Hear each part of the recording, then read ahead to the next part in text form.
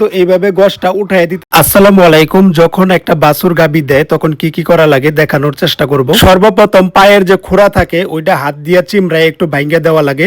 আর যদি ষাঁড় বাছুর হয় তখন কিন্তু এইভাবে গোশটা উঠাই দিতে হয়, তাইলে কিন্তু বড় হইলে ষাঁড় বাছুরের গোশটাও কিন্তু অনেকটা বড় হয়। আর যদি এই সময় উঠায় না দেওয়া হয় তখন কিন্তু ষাঁড় বাছুরের গোশ ওইরকম বড় হয় না, এই জন্য কিন্তু গোশ উঠানোর চেষ্টা করা হইতেছে।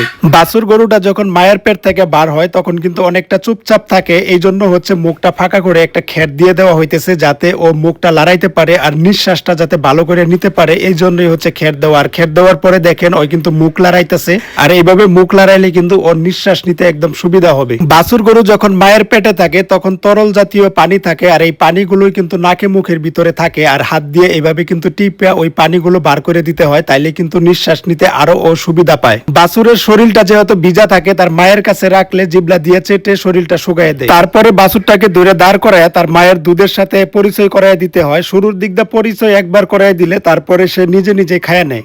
বাছুরটা এখন কিন্তু তার মায়ের দুধ খাওয়ার চেষ্টা করতেছে, আর নিজে নিজেই কিন্তু এখন দুধ খাওয়া শিখে গেছে। এখন কিন্তু তাকে কেউ আর দূরে দেখানো লাগতেছে না যে এইখানে তার মায়ের দুধ আছে বা দুধ খাইতে হবে। এখন সে কিন্তু নিজে নিজেই খাওয়া শিখে গেছে। এই কাজগুলো অবশ্যই করা লাগবে।